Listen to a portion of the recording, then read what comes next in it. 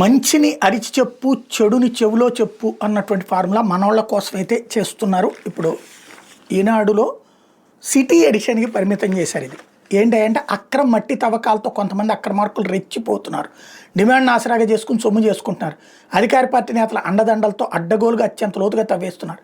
ఈ గోతులు చెరువులను తలపిస్తున్నాయి. గుంటూరు సమీపంలోని పొత్తూరు రెవెన్యూ పరిధిలో ఓబుళనాయుడుపాలెం పరిసరాల్లో రాత్రి పగలు తేడా లేకుండా అక్రమం జరుగుతోంది. వెంగళాయపాలెం టిట్కో గృహాల వెనక వైపు చెత్త నుంచి విద్యుత్ తయారు చేసే ఫ్యాక్టరీ మధ్యలో ఉన్న ప్రాంతంలో ఈ తవ్వకాలు జరుగుతున్నాయి. గుంటూరు నగరంతో పాటు పరిసర ప్రాంతాల్లో స్థిరాస్తి వ్యాపారాలకు మట్టి పెద్ద ఎత్తున అవసరం అవుతుంది.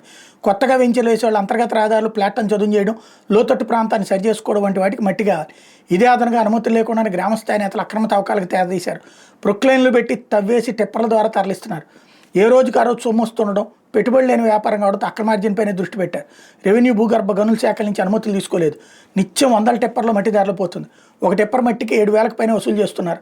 రాయల్టీ వసూలు చేసే ప్రైవేట్ సంస్థకు 1,100 చెల్లించి బిల్లులు తీసుకుంటున్నారు. వాటిని అనుమతులుగా చూపించి అక్రమంగా తరలిస్తున్నారు.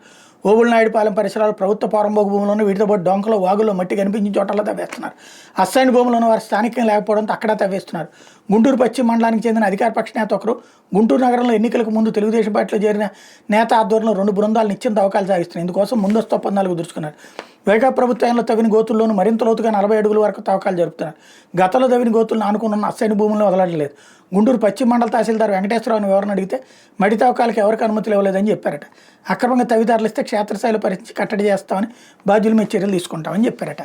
అధికార పక్షమే ఓపెన్, అధికార పక్షం కాబట్టి ఇక్కడ. అదే వైసీపీ అయితే జనరల్ ఫ్రంట్ పేజ్ వచ్చేది. ఇప్పుడు జరిగేది ఎప్పుడు ఎవరున్నా ఈ జరుగుతుంది. నేను 1,00,000 సార్లు చెప్పాను. ఇప్పుడు అదే జరుగుతుంది అంతే.